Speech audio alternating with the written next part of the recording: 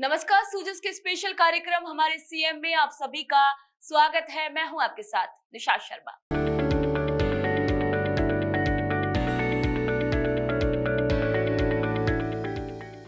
CM Shri Bhajanlal Sharma ने अपने दिन की शुरुआत जयपुर में मुख्यमंत्री आवास पर नियमित होने वाली जन सुनवाई से की। उन्होंने महिलाओं, दिव्यांगजनों, बुजुर्गों समेत विभिन्न वर्गों की परिवेदनाओं को ध्यान से सुना और अधिकारियों को उनके त्वरित निस्तारण के निर्देश दिए।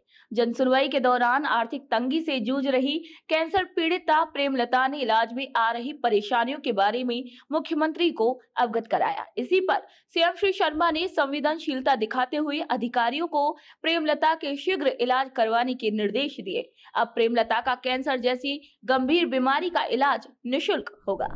इसी के बाद मुख्यमंत्री श्री भजनलाल शर्मा तीर्थ नगरी पुष्कर पहुंचे, जहां जनप्रतिनिधियों, अधिकारियों और आमजन ने उनका भव्य स्वागत किया। कैबिनेट मंत्री श्री सुरेश सिंह रावत ने न्यू लिंक रोड स्थित अस्थायी हेलीपैड पर पुष्प गुच्छ भेंट कर सीएम का अभिवादन किया। फिर मुख्यमंत्री का काफिला ब्रह्मा मंदिर पहुंचा, जहां सीएम ने श्रद्धा के साथ जगत पिता ब्रह्मा जी के दर्शन किए। मंदिर में पूजा अर्चना के बाद मुख्यमंत्री मेला मैदान पहुंचे। यहां आयोजित विशाल जनसभा को मुख्यमंत्री जी ने संबोधित किया। उन्होंने मंच से 1100 महिलाओं की भव्य कलश यात्रा को हरी झंडी दिखाकर रवाना किया, जो धार्मिक आस्था और सांस्कृतिक गौरव का प्रतीक बनी। मुख्यमंत्री श्री भजनलाल शर्मा ने जल संरक्षण और जन सहयोग को वंदे गंगा अभियान की आत्मा बताते हुए ये कहा कि जल है तो कल है, बिना जन भागीदारी कोई भी अभियान सफल नहीं हो सकता।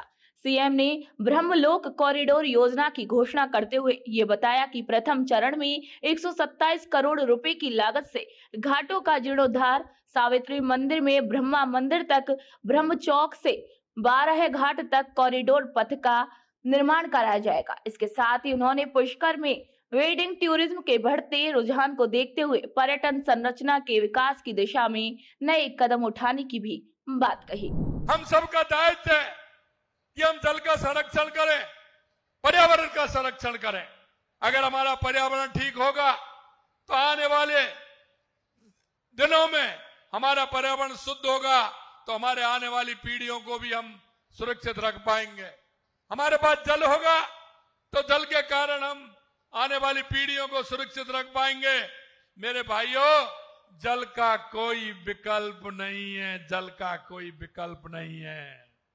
जल है तो कल है, जल है तो कल है। इसलिए मैं कहना चाहता हूं कि जल का संरक्षण बहुत आवश्यक है और जल का संरक्षण करते हुए हमारे गांव के तालाब में, हमारी पोखर में, हमारे सरोवर में हमारे बारिश आने वाली है, हम हमारे उन बांधों का, हमारे नदी का, हमारे सरोवर का, हमारे तालाब का, हमारे कुएं का, हमारी बावड़ी का हम किस तरह से संरक्षण करते हुए वर्षा के पानी का उपयोग हम कर सकते हैं। आपके सामने कहना चाहते हैं, परिसर के विकास में विभिन्न कार्य करा जाएंगे।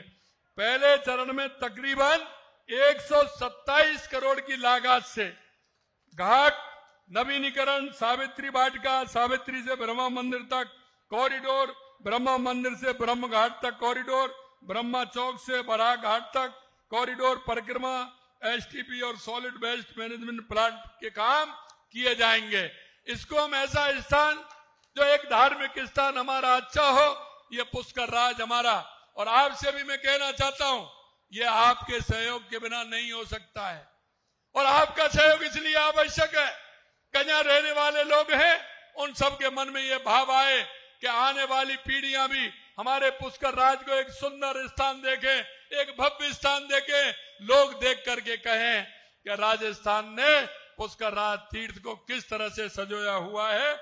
ये काम भी हमें करना है। मुख्यमंत्री श्री भजनलाल शर्मा फिर ब्रह्मा घाट पहुंचे, जहां ब्रह्मा सरोवर की पवित्र पेड़ियों पर बैठकर उन्होंने पूजा अर्चना की। इसी दौरान उन्होंने सरोवर में दुग्ध अभिषेक कर प्रदेश की सुख, समृद्धि, शांति और सर्वांगीण विकास की मंगल कामना की। मुख्यमंत्री के दौरे से जनप्रतिनिधियों और स्थानीय नागरिकों में भारी उत्साह भी देखने को मिला।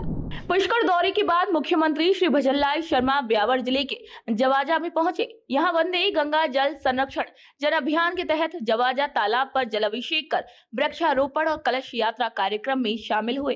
फिर सीएम ने जनसभा को संबोधित कर जल संरक्षण का महत्व बताया। वंदे गंगा जल संरक्षण जन अभियान को लेकर सीएम श्री शर्मा ने कहा कि गंगा दशहरा और पर्यावरण दिवस पर अभियान की शुरुआत होना एक संयोग है।